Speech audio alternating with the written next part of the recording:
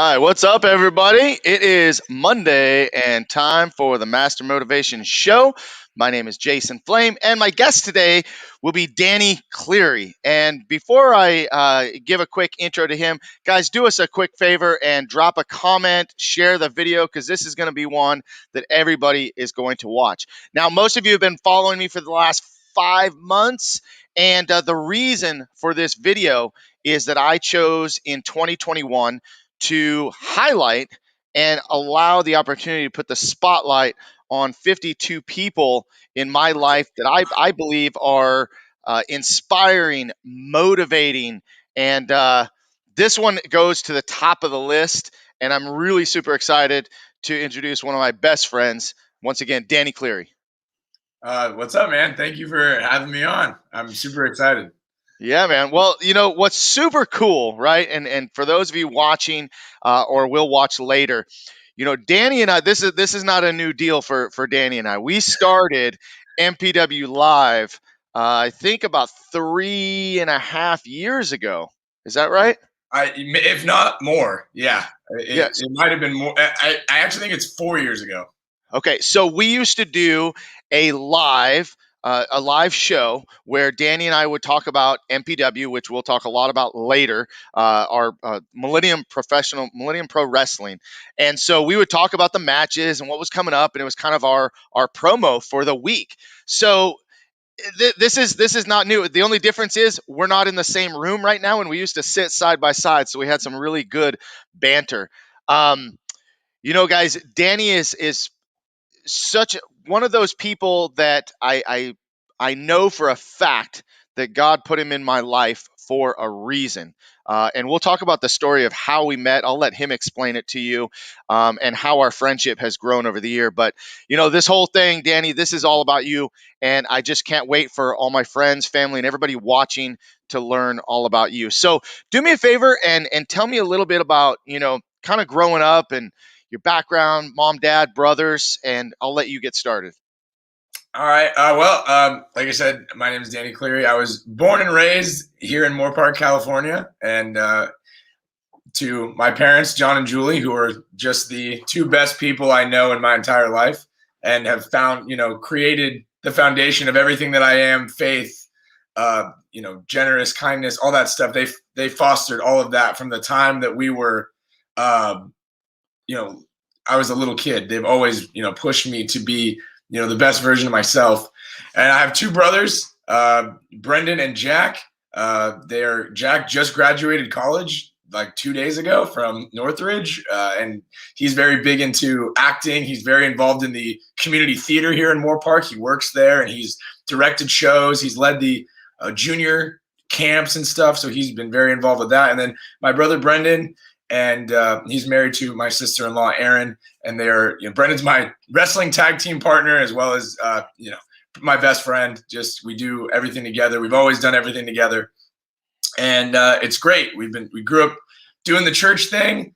We were always heavily involved in church, all three of us, and it ended up turning into my career, which I'm very thankful for. But yeah, it's really, I guess, humble beginnings, very stereotypical, family of five living in Moorpark. So, yeah. And so, tell me some of your greatest memories of your brothers growing up. I know that we'll talk about a lot of different things because we're going to bounce between your church life and the professional wrestling life and how those somehow work together. And it's interesting because, Brendan is very involved in professional wrestling with you, yeah. and Jack is very involved in theater, which in a sense is really a big part of professional wrestling, right? So Right. where did all that creativity come from, and just kind of having that outlet to perform, so to speak? To be honest with you, I have no idea. But like we always were involved in, like, there was this, my parents signed us up for kids acting out, all of us, when we were kids. And we always did like plays in elementary school and stuff. And Brian and I were more the athletes. We played soccer and baseball, and basketball, all of that. So we were the athletic guys. Jack was never really involved in athletics, but he's an absolutely killer when it comes to singing and on stage and all that.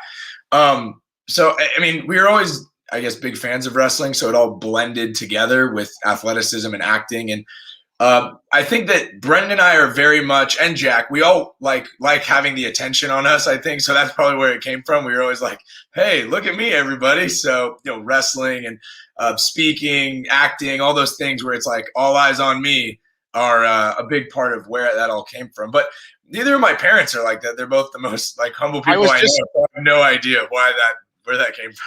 I was just gonna say that because the three of you love the spotlight, love all that, and both of your parents are definitely not out in the spotlight people. I mean, we just had No, an event at church, Saturday night, yeah, and your dad is just so humble and quiet, and he's just kind of in the background and doing stuff. He does a lot, and your mom obviously helps you with the program, and she's right. doing a lot. But when it comes to, I could see how humble they are in the way that they accepted the thanks from Monsignor and just all of that.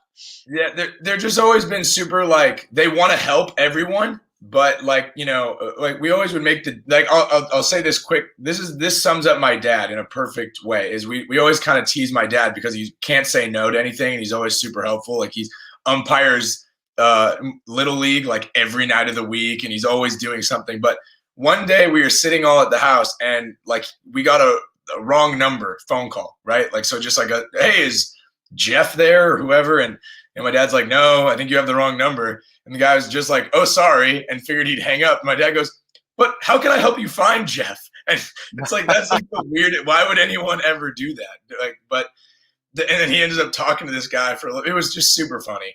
But like, that's just my dad. He's always willing to help. And when it comes to my mom, like the success of that event you were talking about in us at churches, I'm Mr. Up in front of everybody, always talking, all that.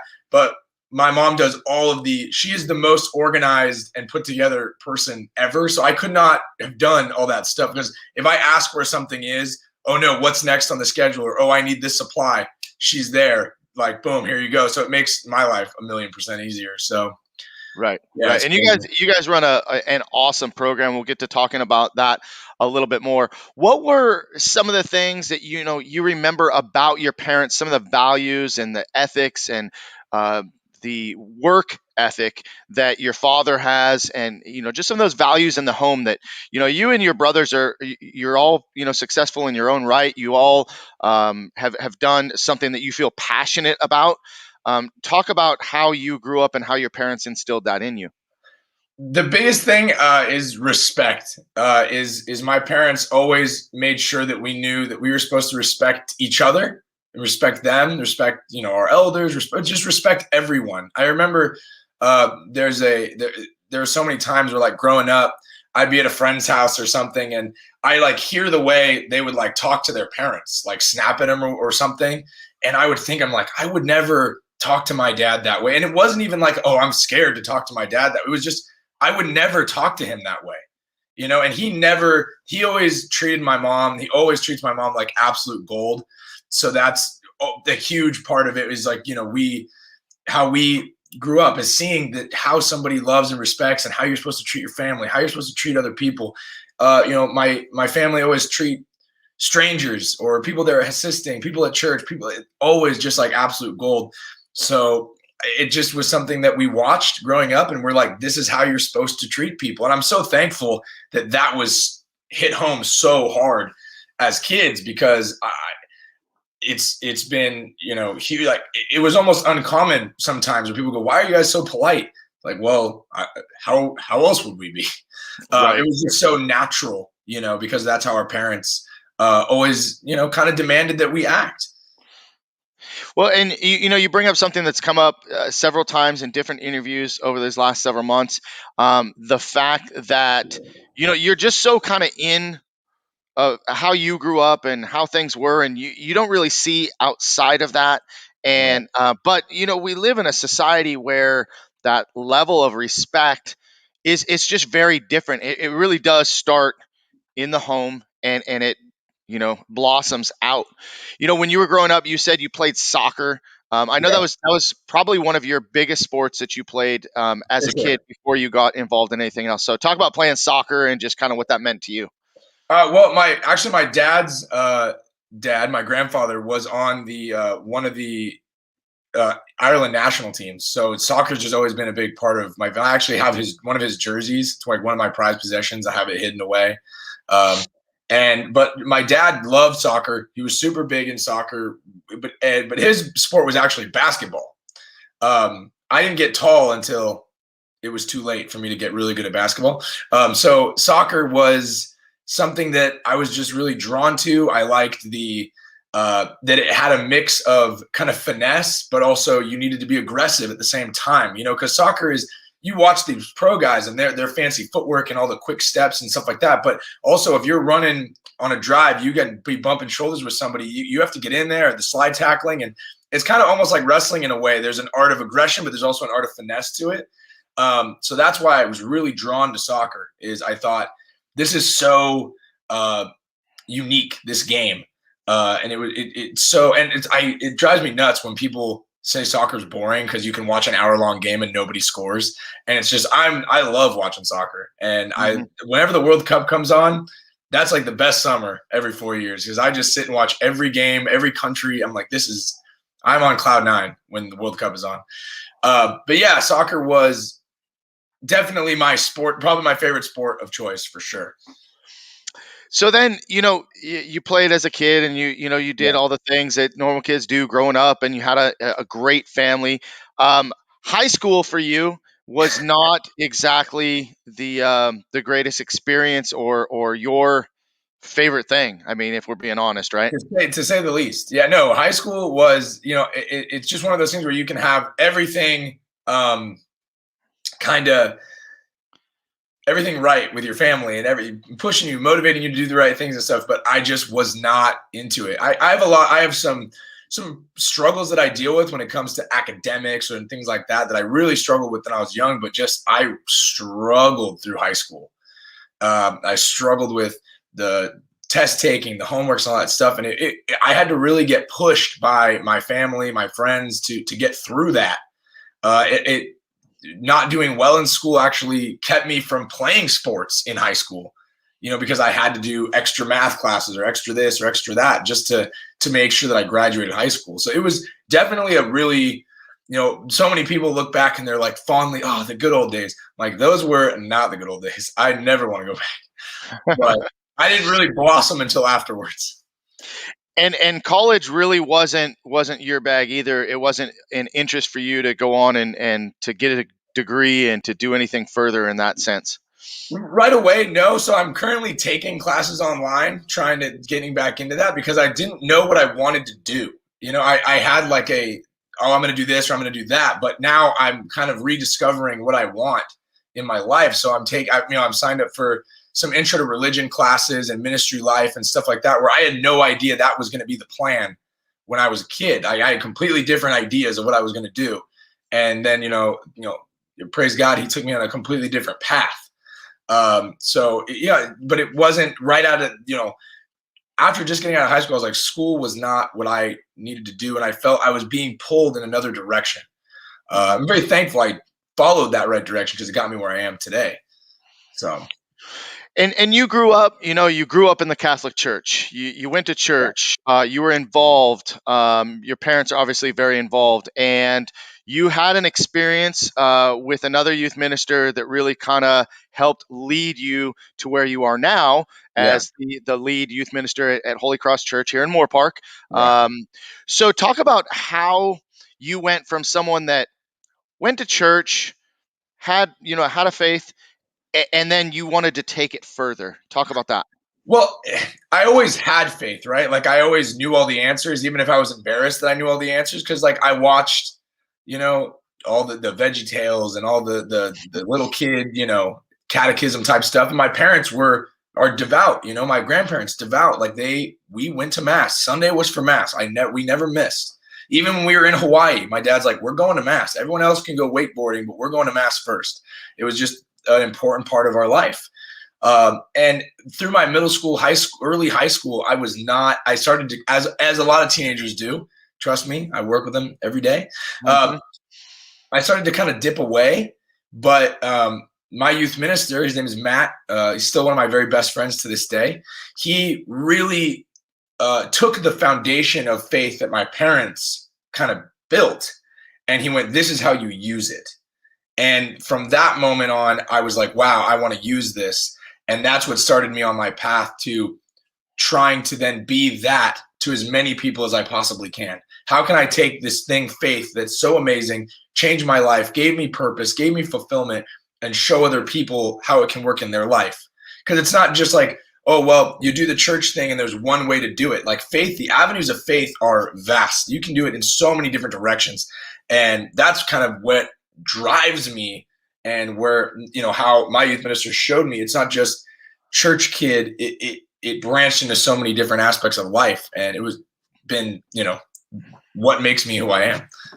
And talk about, when you become a teacher, an instructor, a coach, you Mhm. tend to mimic or try to regurgitate some of the information that you learned from your youth Sure. minister, right? So talk about the transformation from when you went from like kind of pretending to be the guy to finding your own groove, because for a lot of people that's a huge challenge, right? Because I Right. can remember learning from my instructor how to teach martial arts, but it took a long time to come into my own and teach it with the same values and the same principles, but in my own way. So talk about coming into your own. Yeah, well, because I actually had like I had two different youth ministers when I was growing up, because my Matt, who's the guy who my main guy, and then I had another guy named Daryl who was also great, and both of them were so different in their own ways, both great in their own ways, but so different. So I think what happened was I was trying to mimic both of them in different scenarios, and then I kind of just found the blend of what worked for both, and kind of formed that into how I do things.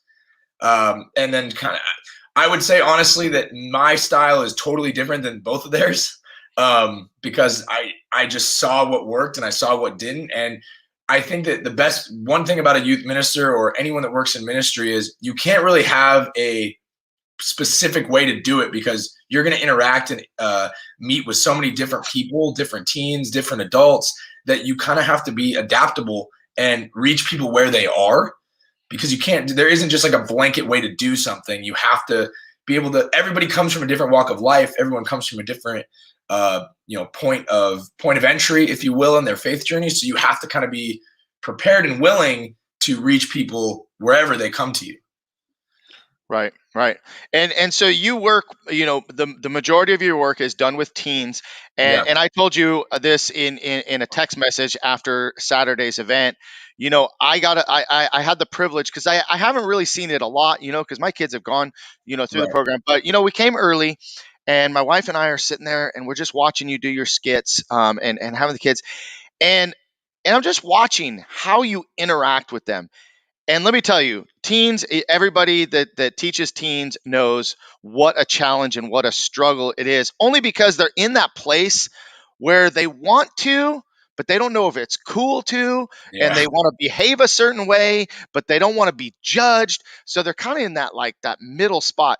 But I'm watching you and I'm listening to you, and I'm like, man, this kid is good, right? Like, I mean, you just connect with them on a level that is so unique, right? It's so unique to be able to reach out and touch these kids to get them, just to, I mean, listen, just to participate, just to engage, just to really open up and talk. I mean, that's a tough thing to do. And really, this is, as we prepare them for their confirmation, I mean, this is the gateway to literally the rest of their life. This is Right. kind of in my opinion, it's kind of a make it or break it moment.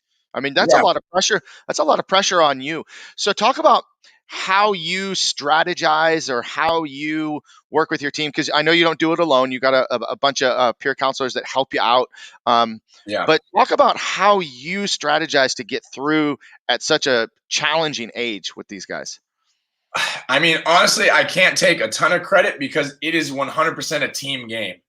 I may be the captain of the team or the figurehead that people see, but the success of any retreat or program is based upon the people that you surround yourself with, the culture that you create, the how you allow certain people to kind of take the light and bring it. Because sometimes like, there's going to be a kid that connects one of the leaders way more than they'll ever be able to connect with me. Anything I say, they won't hear it, but something that one of the leaders says, they'll be on every word.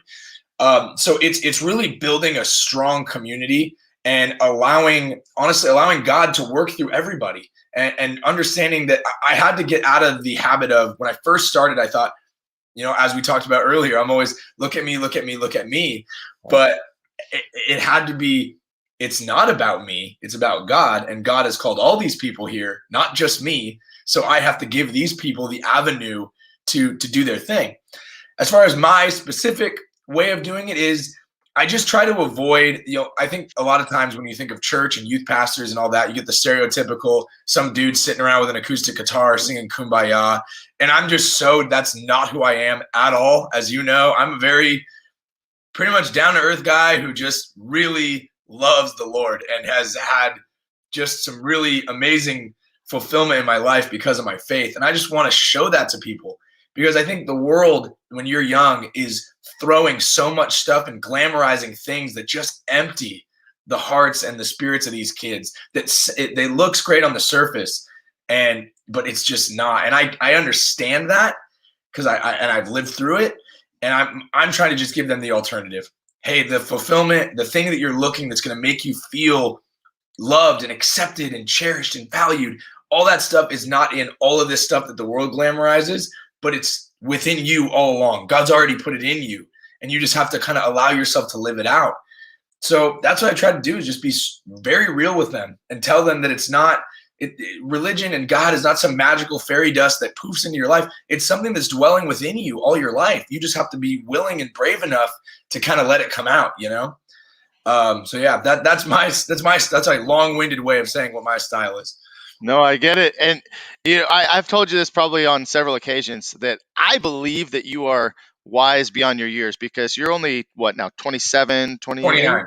29. One more year left. The years are going fast. But I mean, at 29, you've got a sense of a lot of things that people really don't grasp until much later on.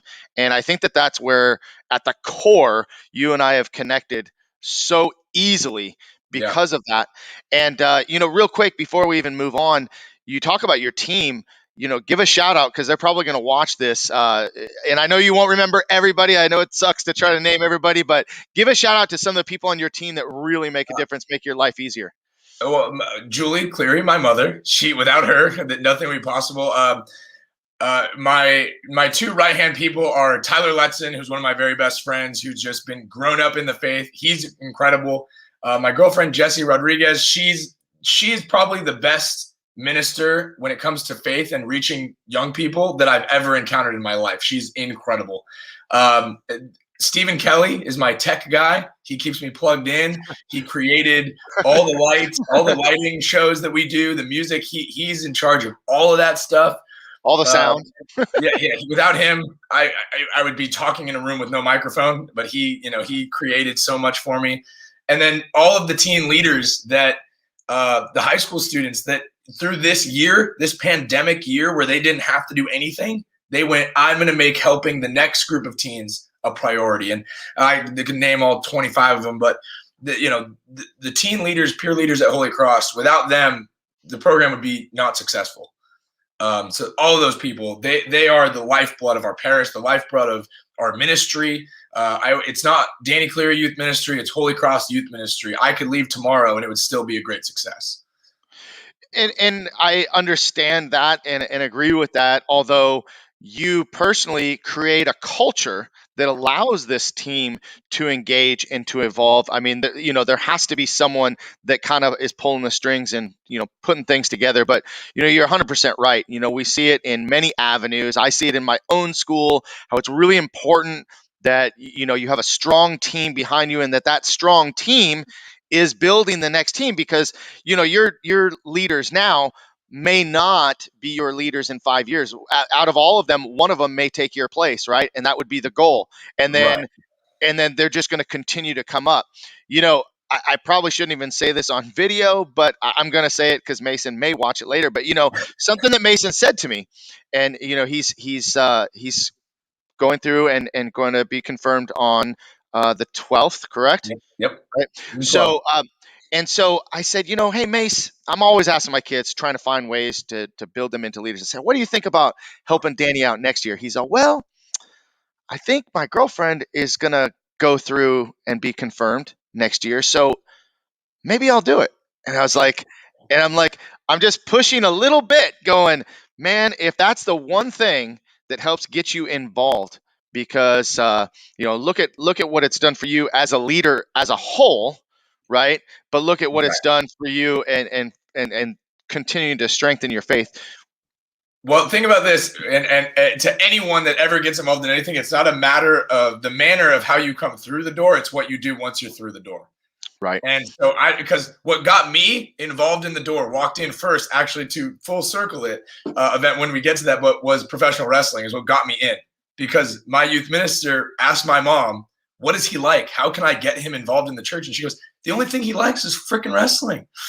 And he said to me, and he was a huge wrestling fan. And so he said to me one day, you'll laugh at this joke, as he goes, hey, man, the Big Show is so much better than Triple H. He yelled that down the hallway when I was sitting there one day, and I go storming in there like, how dare you? And we had this huge argument, and that's the first day I walked into what is now my office. I kid you not, was that conversation. And for the record, the Big Show is nowhere near Not even close, because that's a false statement. right. I mean, Big Show is a good big guy, but nobody Triple H. But so to that point is any young person, anybody, Yep. any adult that has like whatever draws you in, that who cares? Come, welcome. You're here. Now what are you gonna do? So well, and so let's talk about how the pandemic, right? I remember a conversation we were having right as the pandemic was hitting, and we're like, it's not going to be mass. What are we going to do? And then what happened? So we got the notice that mass had to close, and actually so it was like right at when Easter was about to start, right? And we were getting ready for Easter, and mass had closed, and all of the like high level production value bishops and priests started throwing up their streams, or places that have been already doing it for so long were doing it. And I thought to myself, I went, community is so important, right? Culture, community.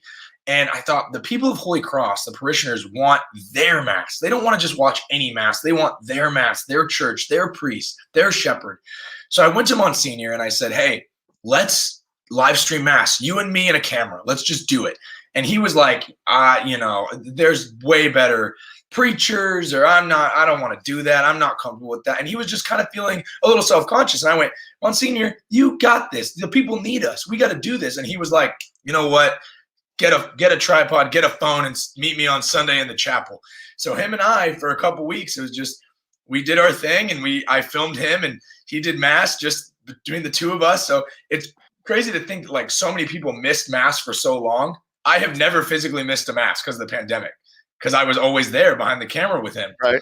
And then the really big thing that really started my wheels kind of turning was, it was Palm Sunday, right, where in the Catholic Church people come and get their palms and everything else.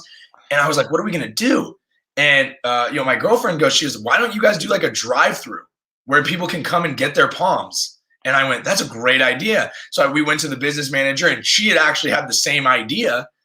And so we started doing this, and people would drive through and give them their palms, and the joy that we saw in people, and this was like in the height of the pandemic. So I was like gloved up, double masked, like glasses. Like it was back when they said wear glasses, so just in case it doesn't get in your eye. It was like full-fledged, early, like last May and June, and we just kept rolling and rolling and rolling online, and it was a really tremendous blessing, I think, for a lot of people to be able to watch mass.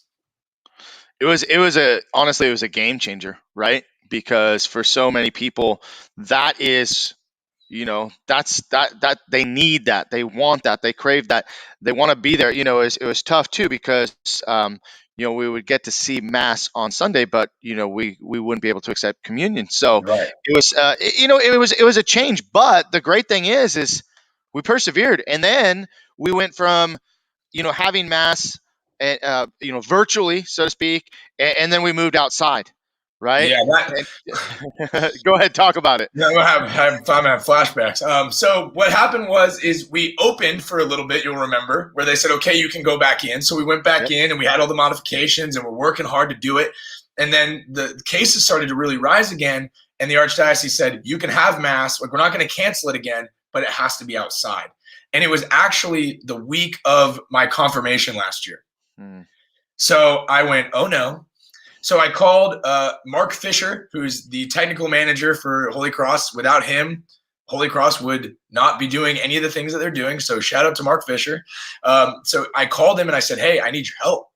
And he made a couple calls. We got the stage, and me and him and Jess and Steven, all those people, and a group of the Knights of Columbus, a bunch of parishioners. We all got together, and every single week for 44 weeks, we put up easy ups, we put up a tent, we put up the altar for outside mass.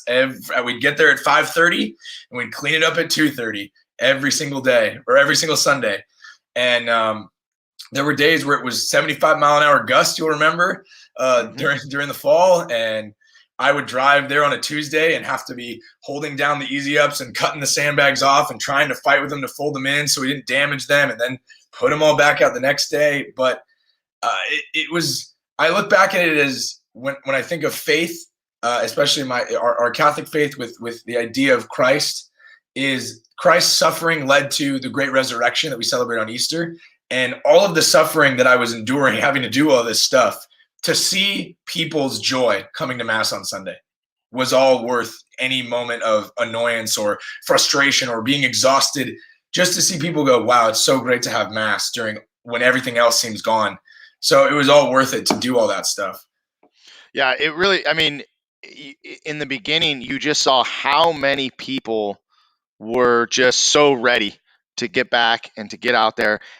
And I mean, it started to almost feel like, it really started to feel like outdoor mass was normal, because there were Yeah, days that it was beautiful outside. It was so nice, but again, instead of shutting it down and not making a way, we made a way, and people right. just came out. Each week it seemed like it got bigger and bigger, and now that we're back inside, things are great. It Right. really feels super. Again, I say the old normal, right? We're getting Yeah, and we're there. getting there. But like, I think back to, like, we had Christmas outside, Yeah. where we decorated, put up Christmas lights and all that stuff outside. It hailed Christmas Eve when we were out there. Mhm.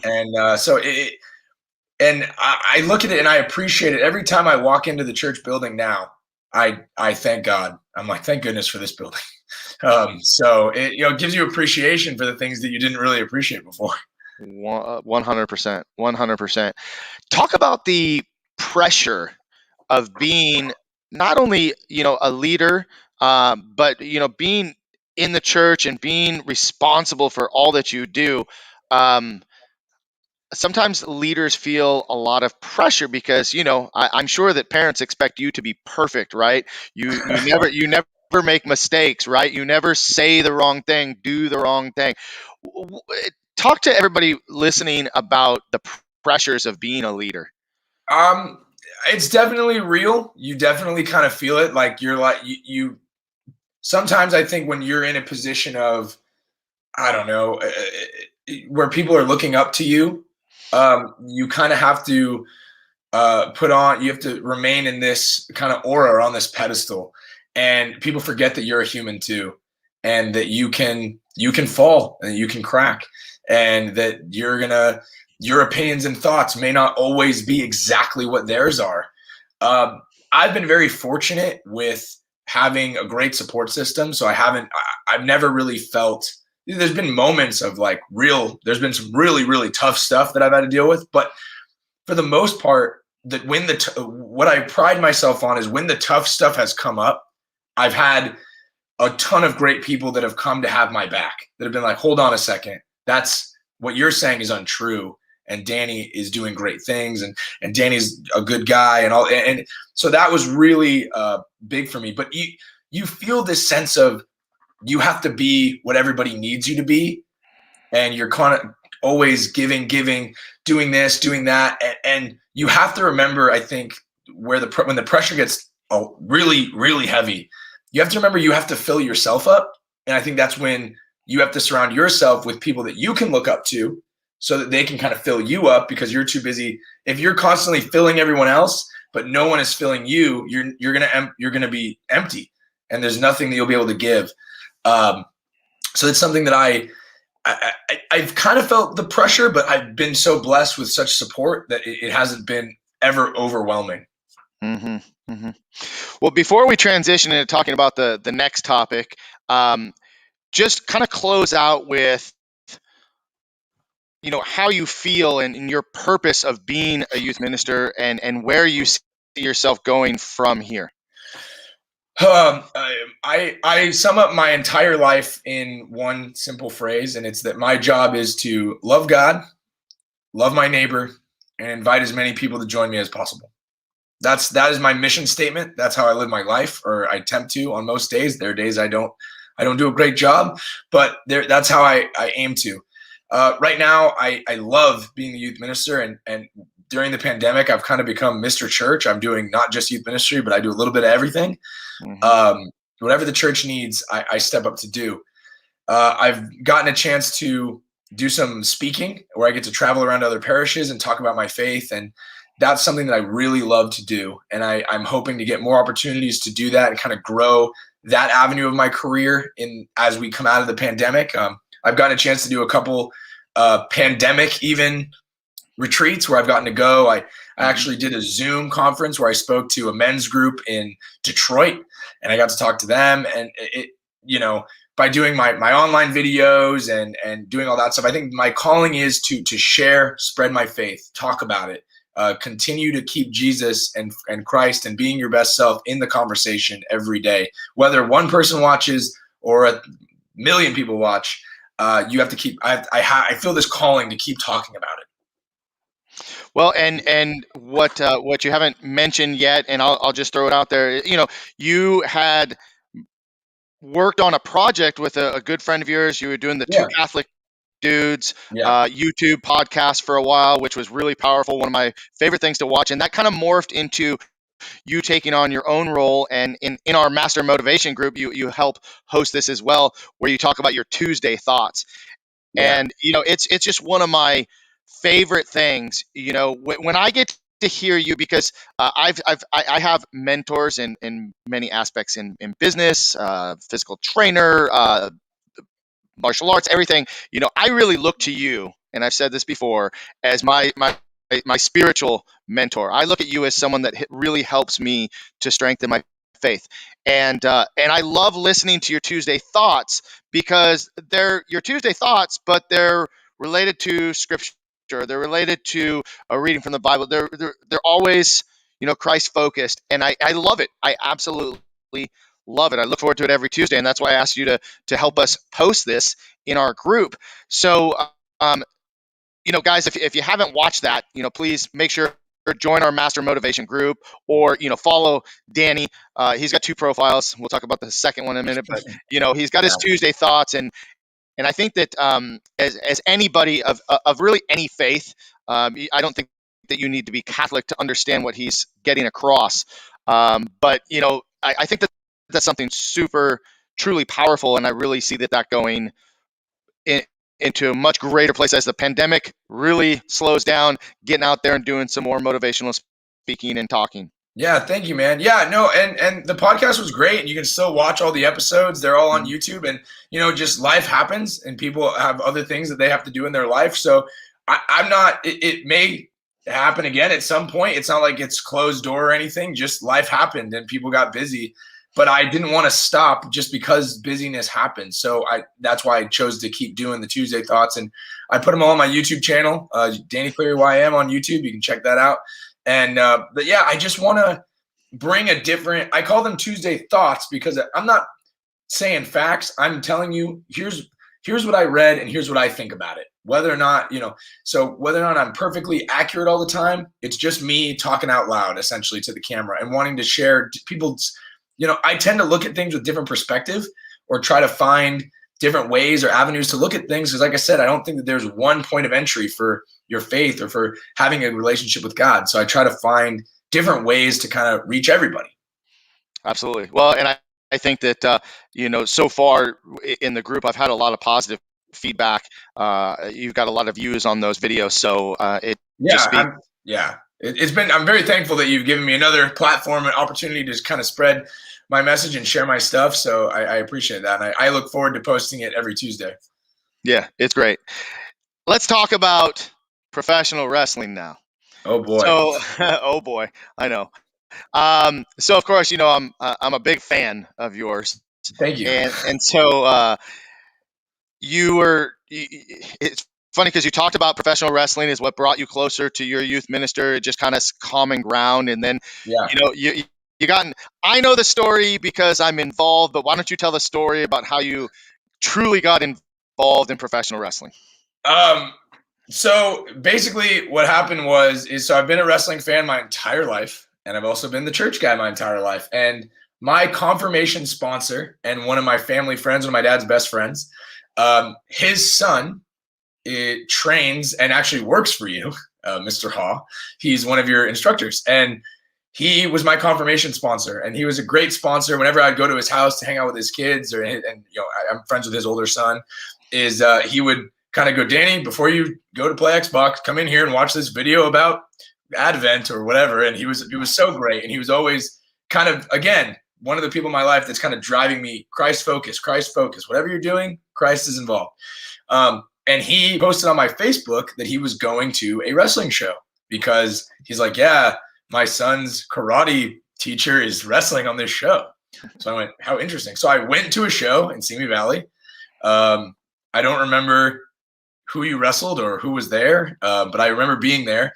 And I remember with my little bit of an ego that I have, I went, I could do this. I'm better than half of these guys for sure. And so I went on Twitter and tried to figure out how to get involved, and I didn't really get a lot of feedback back. And then a couple of weeks later, my confirmation sponsor and your instructor's dad posted on my Facebook a link to Millennium Wrestling Academy in Moorpark. And I went, how is it possible there's a wrestling school in the town I grew up in? How is that possible? What a crazy situation. And I recognized your picture because I saw you at church, but I also would see you at the gym. So I thought, I have to find a way to talk to this guy. So I noticed I saw you at the gym. We kind of went at the similar time. So I remember you were walking on the treadmill, and I found a machine where I could see you.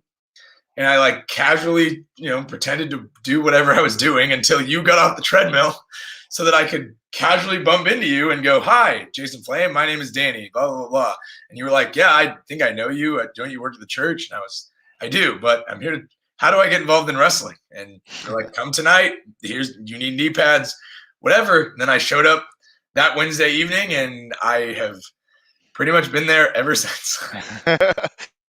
It's so, I remember that. It was so funny. Funny, but again, like I said in the very beginning, there was a reason that happened. That was, definitely we came together to do great things, because since then our relationship has grown so much in so many different ways. You came over to Millennium Wrestling Academy. You trained with Coach Steve, Yep. and then eventually with Ray Rosas, and then now you're basically the head trainer at Millennium Wrestling Academy. But before we talk about current stuff, what do you remember about getting started in wrestling? And I want to throw this out there real quick, because this kind of just ties everything together. Is Dane is watching, and he says he loves what you're doing with the youth, and it's funny to him that you're a youth minister, but you're also a professional wrestler. One would never think that a minister would be a wrestler. Good on you for using it to further your ministry and spread the good side of life to youth. What most people, if they know you now, you're like this major heel. You're the bad guy. Everybody hates you. But when you started wrestling, actually, your whole persona was based off of being a minister, in a sense, right? I mean, this whole logo and whole beginning. So talk about your beginnings in wrestling, Danny Doo-Wop, right? That was your first gimmick, and then you moved on from there. So just talk about that a little bit. Well, it's funny because to Dane's point, when I first got there, a couple of the guys would call me Nacho Libre, because in that movie he's like a monk, but he also wrestles in secret. Right. So like I was kind of living that life. I would go to church and then go to the wrestling school at night. Uh-huh. But I met Coach Steve, and Coach Steve is the coolest. That, you know, obviously he's your trainer as well, and he was just the nicest guy, and you know, knowledgeable beyond anyone I've ever encountered in the wrestling world. And then I got a chance to meet you and a couple other great people. But when I first started, there was also some people there that were not super great to me. And I think it's probably because I had a lot of natural athletic ability and I picked things up really quick. And people were really annoyed by that. And then the earliest memory that I have that's the best is I met Daniel Moon, who's still to this day one of my very best friends. And him coming in kind of sparked a passion in me, because you kind of need someone to run with, in anything that you do. I'm sure in karate, you find someone that's like, you start at the same time. It's kind of your running mate. You're kind of competing, but you're also not. Your teammates too. Yeah. That was what Daniel Moon was. He was my running mate, where we would always like trying to see who could be better, who could have the better match, who could do the drill, who could do a longer drill, who could roll more times, who could run the ropes longer. And it just developed into this passion and this love for what we were doing. And,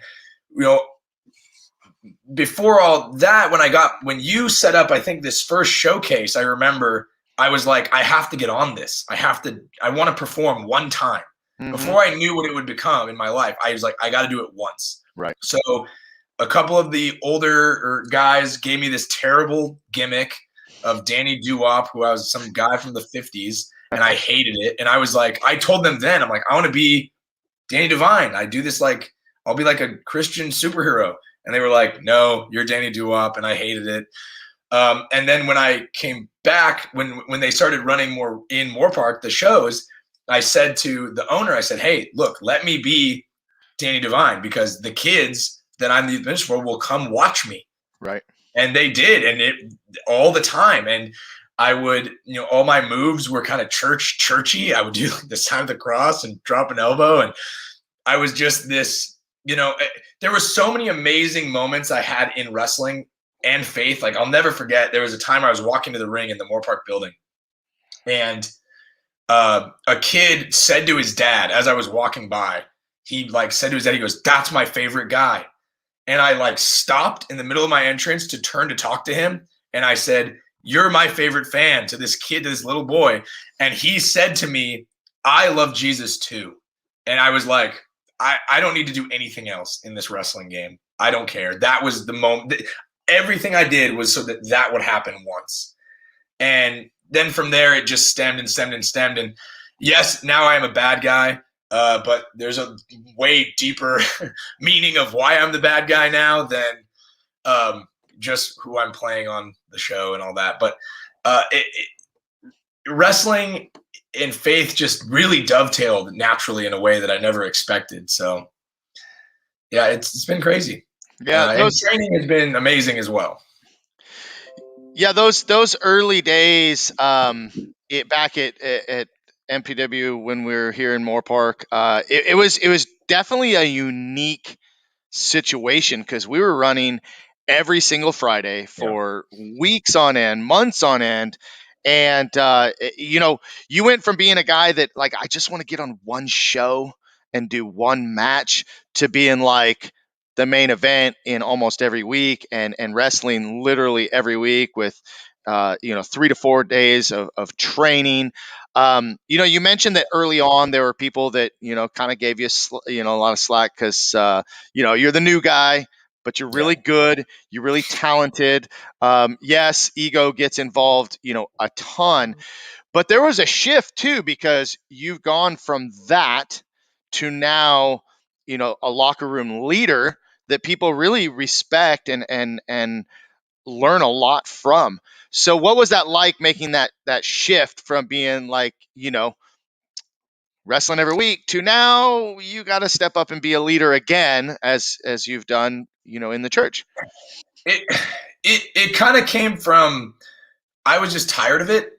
And I was tired of like the old guard trying to keep me. I felt like I was being held down a little bit. And when new students started to come in, everybody kind of just gravitated towards me. And I spoke about Daniel Moon earlier, and everybody kind of wanted to talk to us and hang out with us. So it kind of just, we kind of got chosen to be these leaders and like forced into this spot. But then when Ray, you mentioned Ray Rosas, one of my other trainers, one of my good friends, when he came in, he really saw something in me, I think, and he really advocated for me, and he kind of took me under his wing and kind of fostered that leadership without him, maybe not on purpose or without me to my knowledge. But he was teaching me, but he was also kind of helping me become the leader that I wanted to be in the wrestling world that I didn't know how to transfer over from my regular life, you know? Right. To now, I would say that I'm definitely one of the locker room leaders or head front runners of the shows. I help put everything together, and training people. And kind of what really solidified my leadership role is when you and I started our beginner course. That was really when it, and I've had some of that, those early days kind of come full circle recently, and it's been really amazing to kind of be a part of. Well, and I was gonna. That's exactly where I was going because obviously we can break kayfabe here. You had you got a match with Jonelle, who Yeah. was one of our. Actually, I think she was probably in the second or third class. I Yeah, don't think I that don't, she was in one the of those. very. She was not definitely not in the very first class, but we had several even from that first class, including Andrew was part of that group and it Mhm. went on to become world champion in Yeah. MPW.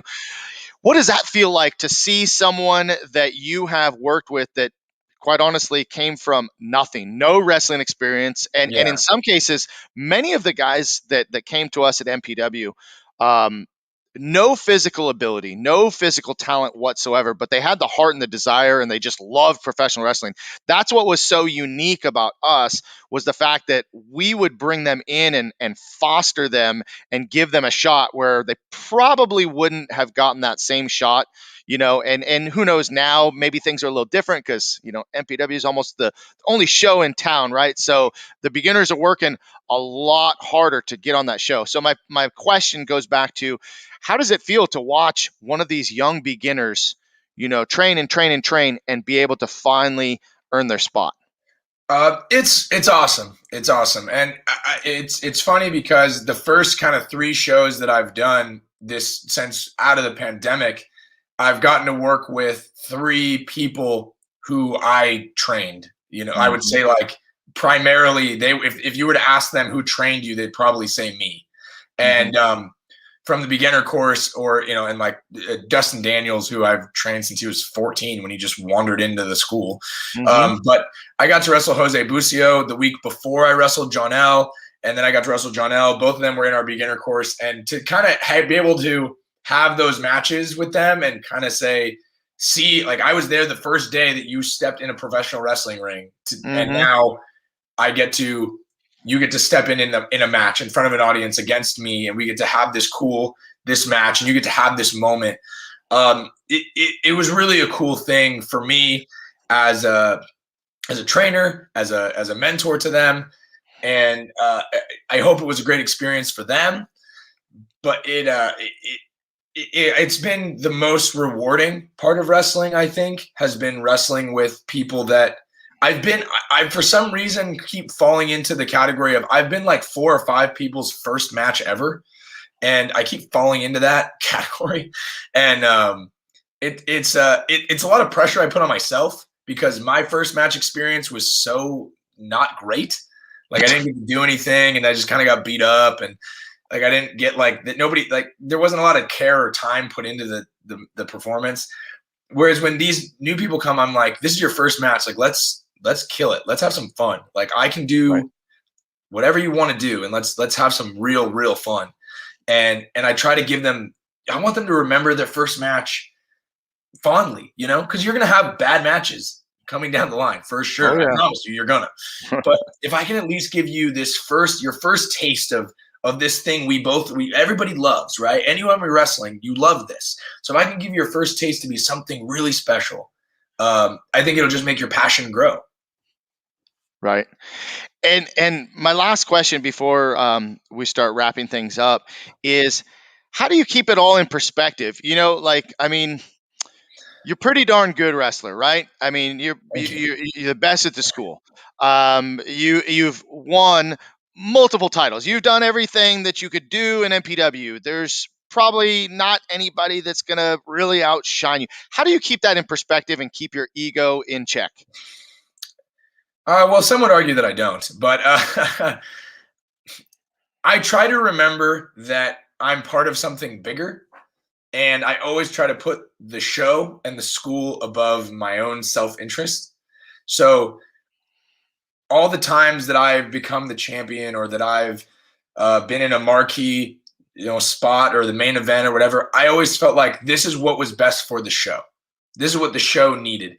And when it was my time to be at the opening of the show and not have a major storyline or not, Mm-hmm. you know, not be on the show even, that's okay too. That's whatever's best for the show, whatever makes the show good. Because at the end of the day, we're performing for the fans that are paying their hard-earned dollars to come and watch us get to live our dream. And without them, we might as well just go home and wrestle on our couch. But these people come and they pay their hard-earned money. It takes a lot to make a dollar in this world, and these people are coming to pay their hard-earned money to watch me get to live my dream. So I just want to give the best performance I can. And however that plays out, whether I win or lose, or I'm the champion or I'm the whatever, as long as the people that are there and have paid feel like they were entertained and they had a good time, that's really what matters the most to me. I don't really care about anything other than that. Like, yeah, sure, is it nice to be the winner and to be the champion? Of course it is. It's great. But at the end of the day, my goal is to the people that are there, they're my priority. The same with church. Like, it's great to be the speaker and to be the guy up in front, but are the people that are listening to me, are they getting something out of it? Because if they're not, I'm just blowing smoke. So that's kind of the way I think about everything. Perfect. And I'm going to throw this comment up there. Dane again said, there's nothing better than being a mentor, coach to students young and old when you get to see them blossom and start having success in something that you coach them in. Thank you for sharing your story. It's very inspiring to those of us on our journey of our own. And, Dane, Thank you, Dan. I can't, dude, I can't even tell you how proud I am every time we get to work out and every time you send me a text in the morning and tell me, how you're doing on your journey. So, I think we all understand that, and that's why I've had Dane on the show. I've had Danny here, and here's Jose Escobar. Lord knows how many couch matches I've had growing up with my brothers. Yeah, I mean, gosh, we could probably have a whole conversation, and we did for years on wrestling. But what I want to do, Danny, real quick is we're almost at the 1 hour mark, and this is kind of what I call my master moment, if you will, and it's my chance to just tell you that. There are very few people in my life, and I mean this with everything in me. There are very few people in my life that I have connected on so many different levels. I mean, our faith, wrestling, we worked out together. We could hang out, you and I could hang out and talk. And there's a pretty big gap in our age too, right? I'm 47, you're 29. People wonder, how do you guys make it work? There's something, that connection there between us that there's only one reason why it's happened, and I'm so grateful and so thankful because you have changed my life in so many ways, and you have no idea, and I probably can't express it in enough words. But I pride myself on texting you every week. Hey, I went to mass again. I haven't missed a mass. I haven't missed a mass in 75 weeks. Okay. Right. Going to the gym with you and hitting big reps. I mean, you're the first person I text if I hit a big bench. When we talk about wrestling, we just we have so many memories, and we still have many more to make. I could probably go on a little bit longer, but I truly want you to know how special of a friend you are, how much of a great young man that you are, and you do such great things. And I don't think that you hear it enough. So I'm letting you know now, and I hope that you will remember that and carry with you. So I appreciate you more than I could ever say. So thank you so much, Danny. Thank you, man. That means the world to me. You've been nothing but a tremendous mentor and friend to me for the last, 6 years that we've known each other. You have been one of the biggest impacts in my life. So I can't thank you enough for just always being an ear. You've been there for some of my highest moments and some of my lowest moments, and you know about all those in between. So I appreciate the words. Thank you so much. You're welcome. And I want to give you a minute just to finish with your moment of inspiration to just kind of speak directly to everybody watching now or people that will watch later, um, about some inspiration and motivation that you can leave them with. My biggest thing I would be is this world is going to 9 times out of 10 chew us up and spit us out some days, and we are going to feel not good enough. We're going to look in the mirror some days and feel like we should just go back to bed. But it is in those moments that God carries us through, and He calls us to be more. Uh, I always try to use this phrase of God calls us to go into the deep. And He calls us to go into the deep because we have to go further than ourselves. And that doesn't just mean the deep of experience or whatever, but deep within our hearts. Pull more out of ourselves than we think is possible. Dive deeper, push harder, don't give up. Be the best version of yourself every single day, or at least strive to be. And when the days where you really think you fall short of the mark, those are not defeat. They're just bumps on the road. You pick yourself up and you try again tomorrow. That's it. That's all I got for you. But Joe, is be the best version of yourself because the world needs the best version of you. I love it. That's a perfect ending to our interview today, guys. Well, hey, thank you everybody for watching. I appreciate all the comments and all the engagement. Please share this video so that everybody could get to know Danny as we talk to him today. And just a reminder, coming up, guys, still have almost half the year to go. Next week, I'll have Mr. Tony Fournier on with us, one of my mentors and consultants in the martial arts industry, and also a health coach. We have Josh Arsamont coming up, really great martial artist, a great leader, and I can't wait for you to meet him. We have Mr. Dan Birchfield. Birchfield's going to be on here. Yeah, he's going to have a great story to tell. And then we got the New York Knockout. Nikki Lian will be on. Wow. Coming up on June 21st. And then Blake Foster, Power Rangers. What? He was on 90210. He's an American actor and martial artist, 4th-degree black belt in Tong Soo Do. And then we'll close out June with Master Bill Poet, one of my early instructors in my teen years. So I can't wait to catch up and talk with all of them.